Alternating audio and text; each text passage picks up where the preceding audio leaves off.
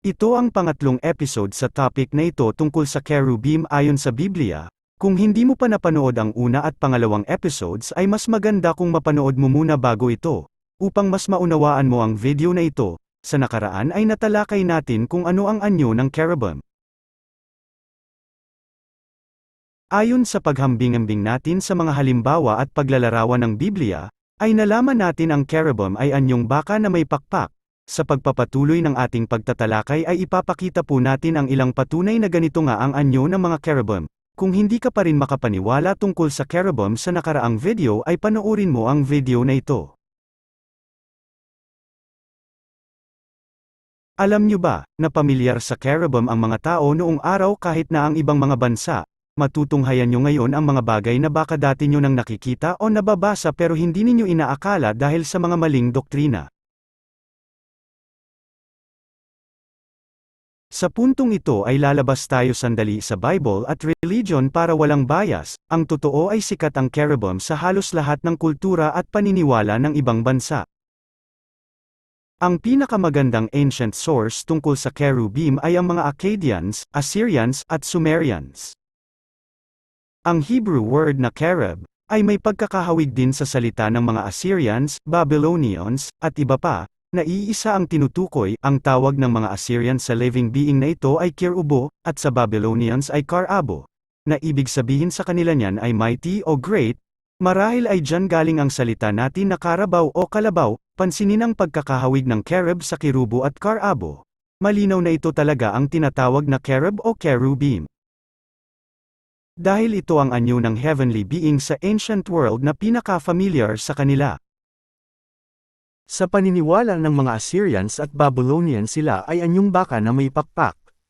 Yan ay pinatunayan ng kanilang history, writings, culture, arts, and archaeology. Yan ang dahilan kung bakit ang sinaunang tao ay sumasamba sa baka, gaya ng ginawa ng mga Israelita noong panahon ng Exodus. Kahit pala ngayon ay may mga sumasamba sa baka na tinatawag na cow divination. Mapapansin na ang mga tinatawag nilang Kerubo ay mga creatures na may apat na paa na gaya ng baka at katawan ng baka. Maliban sa ulo na karaniwang ulo o mukha ng tao ang nilalagay nila. Hindi ito katakataka dahil ayon nga sa paglalarawan ni Propeta Ezekiel ay may apat na mukha ang cherubim, mukha ng tao, ng leon, ng agila, at ng baka. Sa ibang mga bansa ay nagpapalit-palit din ang ulo ng Kerubo. Minsan ulo ng tao. Minsan ulo ng leon, minsan sa agila, minsan baka, at kung minsan ay nagkakapalit-palit ang buong anyo o katawan. Makikita yan sa mga archaeological finds sa ibang bansa, ganoon din sa kanilang architecture at literature. Diyan din nagmula ang mga alamat ng griffon, o hayop na mukhang agila pero may apat na mga paa gaya ng leon, ang sphinx, na may katawan at mga paa ng leon, may mga pakpak ng agila, at mukha ng tao. At ang phoenix, ganoon din ang minotaur, na anyong baka na mukha at may apat na paa ng baka pero may katawan at mga kamay na gaya ng tao. Kapansin-pansin na ang mga pagsasalarawan ay ang pinaghalong anyo ng lion, eagle, ox, at man, pareho ng paglalarawan ni Propeta Ezekiel.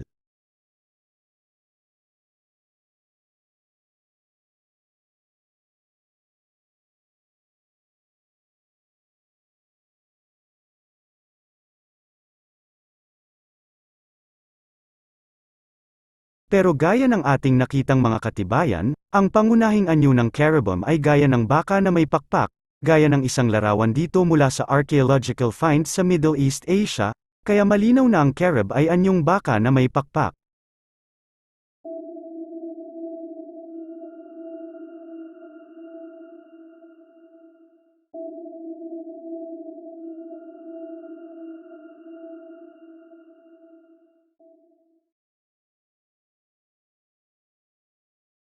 Balik tayo sa Biblia.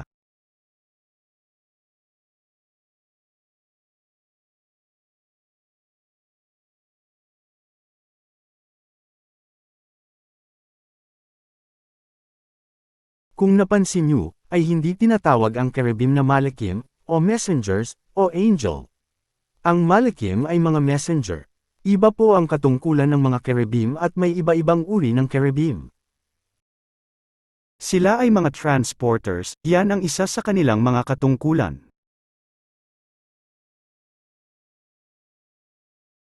Sa Ezekiel sila ay transporter ng trono ng Elohim. Sa 2 Samuel chapter 22, verse 11, sila ay parang vehicle na sinasakyan ng Elohim.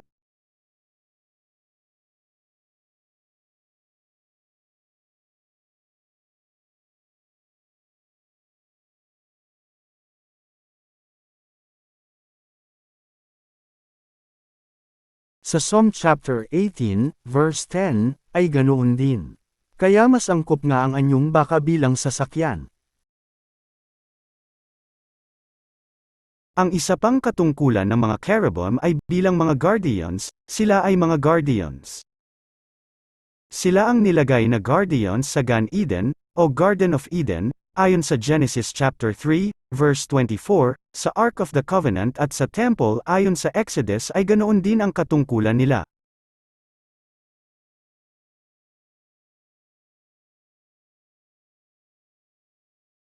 Guardian din ang kahulugan ng covering cherub.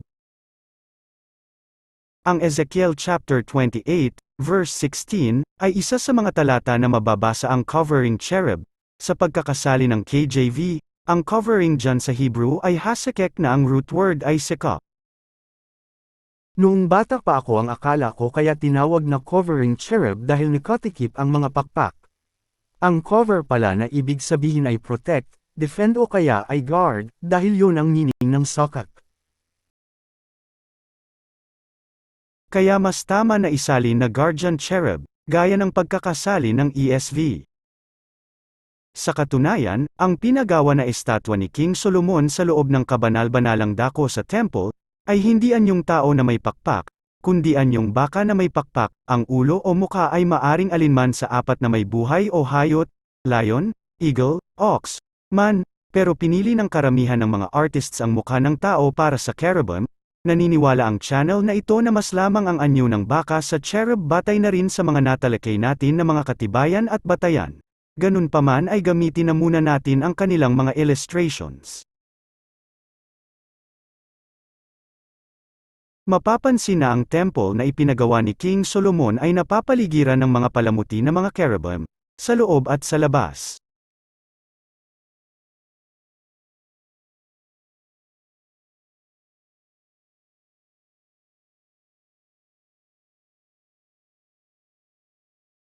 Sa loob ng temple ay makikita ang mga cherubim, sa holy place, at lalo na sa most holy place o holy of holies. Bukod pa sa dalawang cherubim na nauna ng pinagawa ng Elohim sa magkabilang dulo ng Ark of the Covenant, ay nagpagawa pa ng malalaking rebulto ng dalawang cherubim si King Solomon.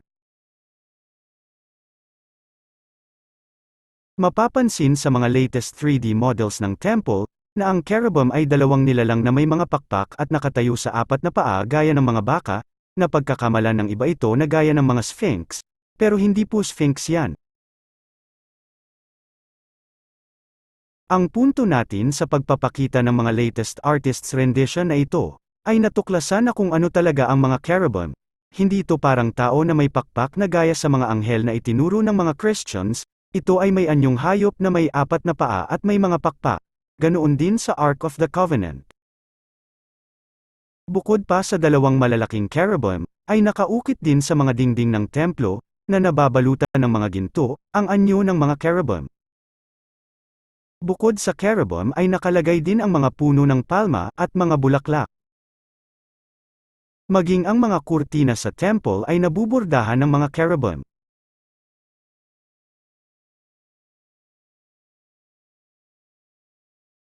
Ito ay dahil ang mga cherubim ang palatandaan ng presensya ng Elohim. Siya ang tumetahan sa pagitan ng mga cherubim, ayon sa banal na kasulatan. Kaya ang templo ay napapaligiran ng mga cherubim. Kahit ang mga pintuan ng templo ay napapalamutian ng mga cherubim.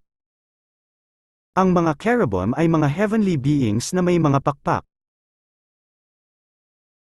pero alinman sa mga ito ay hindi parang tao na may pakpak.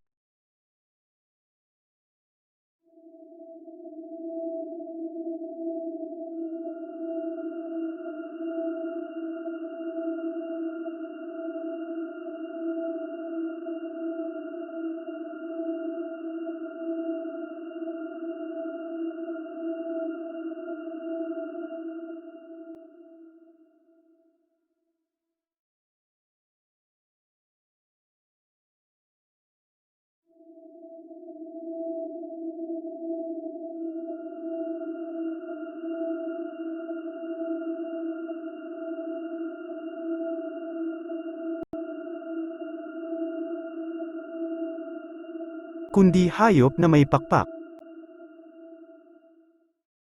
Sa biglang tingin ay parang kahawig ito ng Sphinx ng Ancient Egypt, kaya ang unang papasok sa isip ay tila ginaya ito sa Egypt, pero ang ganitong uri ng living being ay common din sa mga Phoenicians. Tandaan na ang mga Phoenicians ang kinuha ni King Solomon na nagtayo sa templo, kaya malaki ang posibilidad na ganito ang artistry na ginamit sa disenyo ng templo. Batay nga sa mga katibayan na biblical, historical, archaeological, etymological, cultural, at practical, ang anyo ng cherub, o ng tinatawag na cherub sa Bible, ay malinaw na gaya ng baka na may pakpak.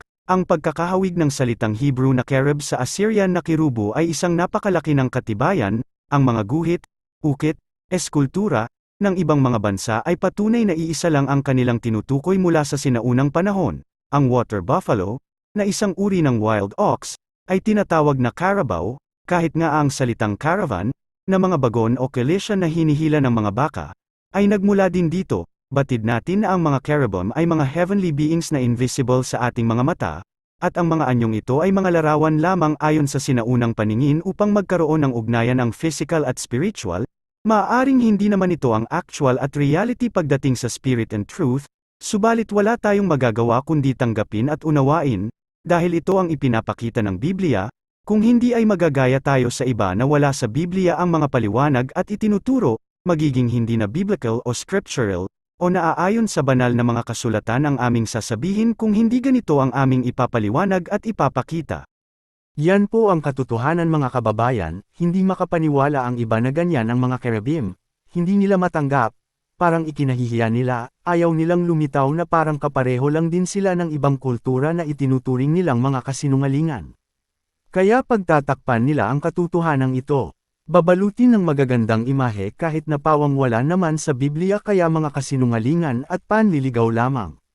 Kaya karamihan tuloy ngayon sa Judaism, Christianity, at Islam, ay wala sa banal na mga kasulatan ang pinaniniwalaan at ipinapangaral. Subalit mga kababayan, mapalad po kayo na nakakapanood sa channel na ito, dahil nakikita ninyo ng malinaw at maliwanag ang hubad na katotohanan na walang anumang nakatikip na kasinungalingan.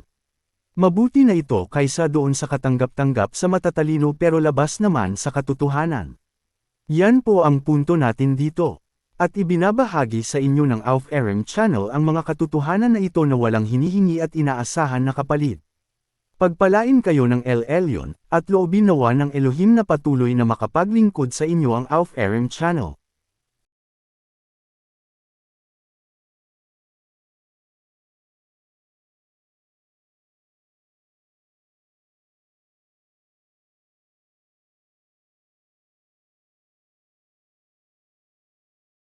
Paki-subscribe upang maging updated kayo lalo na sa mga darating pa na mga videos at announcements. Kung inyo pong mamarapatin, ay bukod po sa pag-subscribe, ay paki-like po ang aming video kung inyong nagustuhan, at pakisuyo na rin po na e-share at huwag kalimutan na pindutin ang notification bell. Kung kayo po ay may katanungan, puna, at anumang concern ay paki-comment po sa ibaba.